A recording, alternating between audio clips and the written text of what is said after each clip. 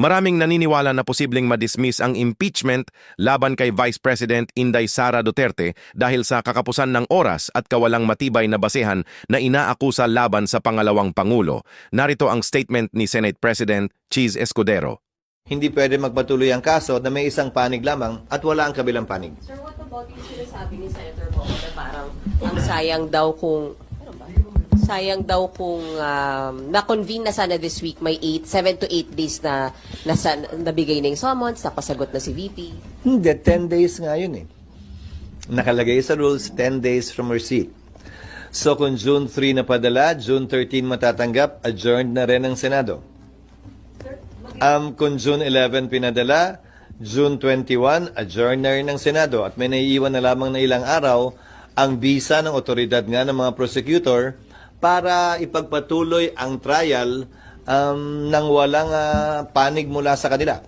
SP. June 13, hindi na rin sila pwedeng sumagot ng pleadings kung halimbawa may kailangan ng pleading o sagot sa summon si VP, hindi na rin sila pwedeng mag-file ng sagot nila. Hindi, dahil tapos na ang kanilang otoridad at otorisasyon mula sa 19th Congress, hindi tulad ng Senado na semi-continuing body pang maisasabi.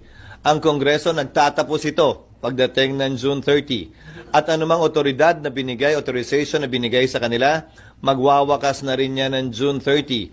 Ang private prosecutors, kung may kukunin sila, ganun din. Hindi rin pwedeng lumampas ng June 30 dahil kung yung principal na nagbigay sa kanila ng authority by an agent, wala na rin dapat yun. Sir, so yung proposed timetable nyo dati, Narito naman ang sinabi ni na Congresswoman Rowena Guanzon, Atiquios Panelo at Ombudsman Martires. Problema po kasi, sa Intel Fund, walang resibo. Yung confidential fund, wala ring resibo. I was mayor also before, naging COA commissioner pa ako. Alam niyo ba, liquidation ng Intel Fund na yan, ipapasok lang sa sealed envelope, nakalagay sa circular, in sealed envelopes. Pwede ba recipe ng adobo mo, ilagay mo doon, adobong dilaw? Ilagay mo doon sa sealed envelope. Di ba yan papasa sa COA? Kasi sealed envelope yan eh. That's what I've been saying. Confidential funds. Confidential funds are reserved against the enemies of the state.